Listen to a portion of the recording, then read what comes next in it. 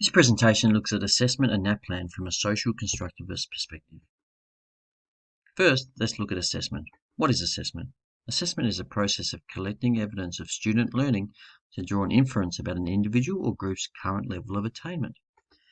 There can be assessment for learning, which are regular practices designed to make students more effective, or assessment of learning, which determines what students have learned from beginning to end. Assessment contains the key concepts of reliability, validity, and fairness. What is social constructivism?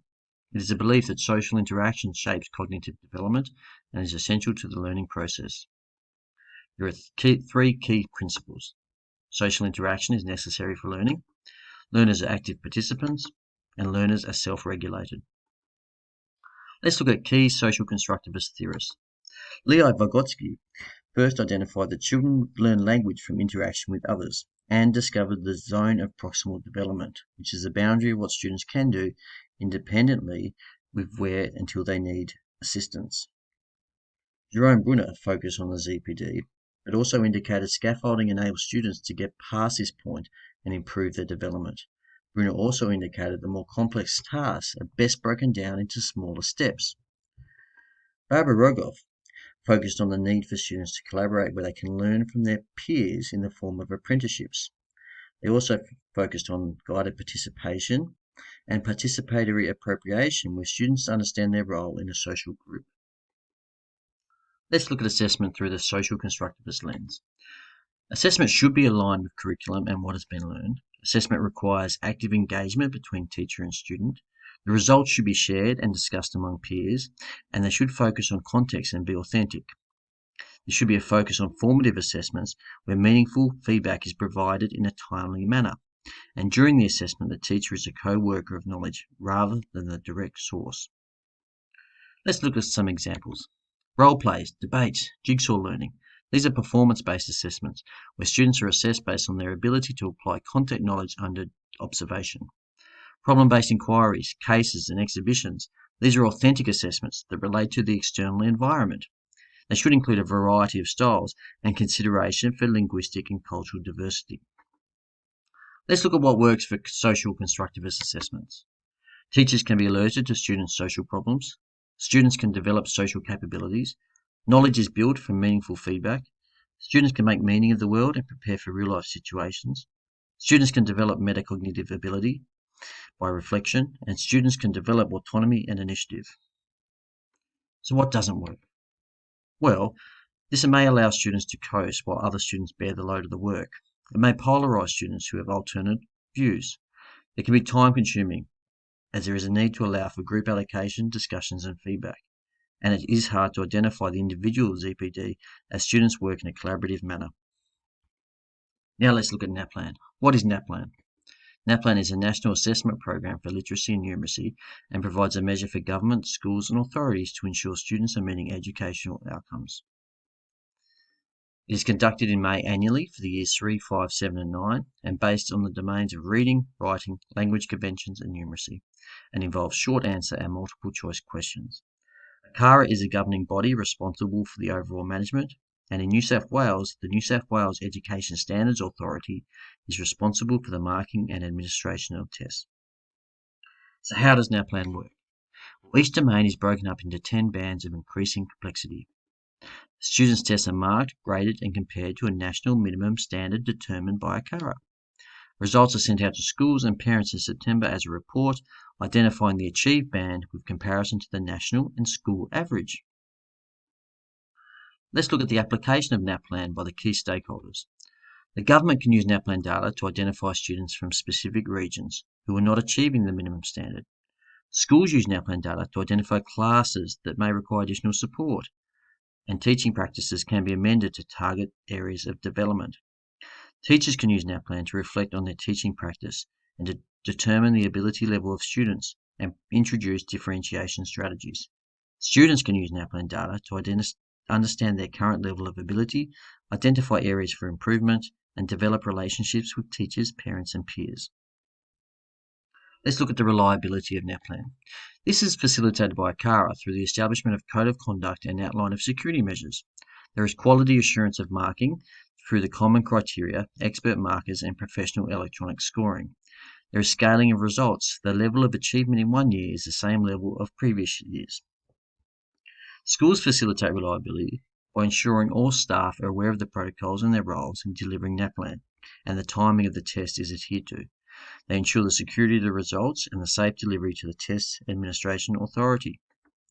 And teachers facilitate reliability by ensuring all practice material prior to the test is approved by ACARA, and they ensure any adjustments provided for students with a disability accurately reflect their skills. Let's look at the validity of NAPLAN. Well, ACARA facilitate this by ensuring the tests are aligned with the Australian curriculum from the previous year.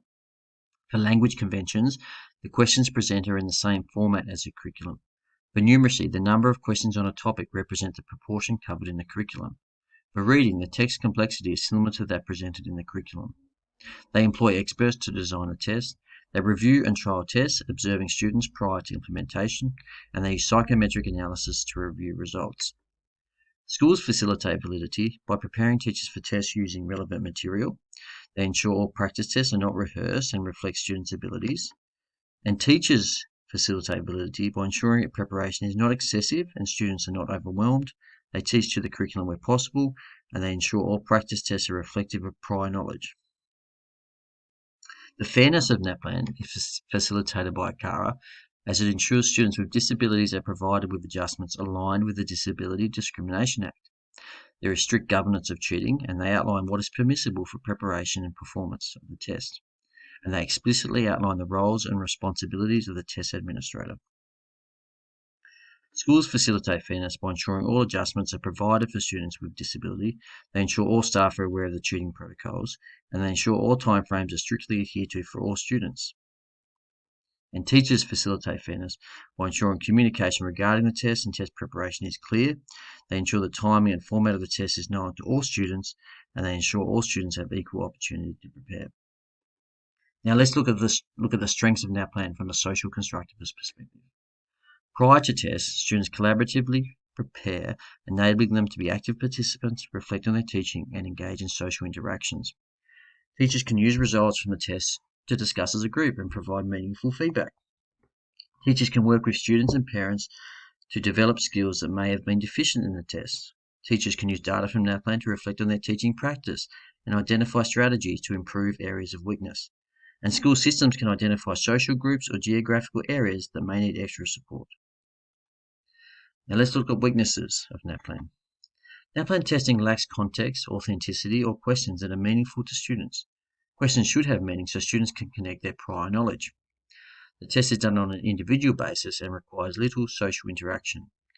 Feedback provided is less meaningful due to the time it takes to get results, and students struggle to understand where they went wrong.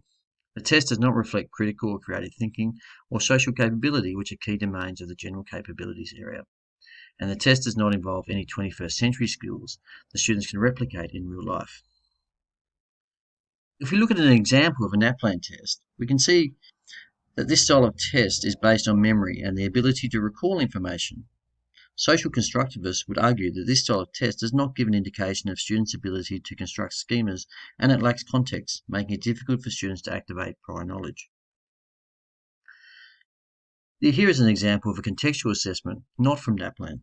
As you can see, the numeracy question has place relevance by naming specific tunnels and highways that the student may relate to, and the reading question focuses on text from a teenage blog. In this case, the student can relate closely with the author, and they are of similar age and involves interpreting text from a relevant source. Opportunities in NAPLAN. ACARA have announced that NAPLAN will be online by 2022. This should equal better assessment, more precise results, and greater engagement. There will be tailored testing, where questions are based on the current skill level of the student.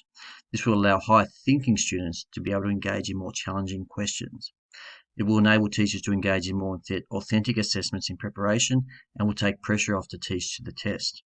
The removal of results from My School website will relieve pressure off schools and teachers and maximise student achievement. Let's look at threats. The media have put unfair pressure on schools and teachers to achieve results by publicly reporting and publishing on the My School website. These results do not reflect students' ability to achieve in a social environment. Studies indicate that the results may not be reliable and can fluctuate by up to 12% on any given test. The majority of teachers and principals do not believe NAPLAN improves student outcomes and believe it creates anxiety and stress on the school system. The Gonski Institute report indicates that Australia is not aligned with other nations' assessments. The Australian Education Union has indicated that NAPLAN has caused a narrowing of teaching strategies. It can impact interpersonal relationships with peers and can cause social harm to vulnerable students, and have called for review to avoid irreparable damage to schools and teachers. In summary, NAPLAN can assist with providing support to social groups and enables teachers to reflect on teaching practice. However, it lacks the ability for students to build knowledge in a meaningful and contextual manner. It does not reflect 21st century skills needed for real-life situations and puts pressure on teachers to teach to the test. Going online in 22 may provide more accurate and tailored results. However, the AEU have asked for a review to relieve pressure off schools and teachers.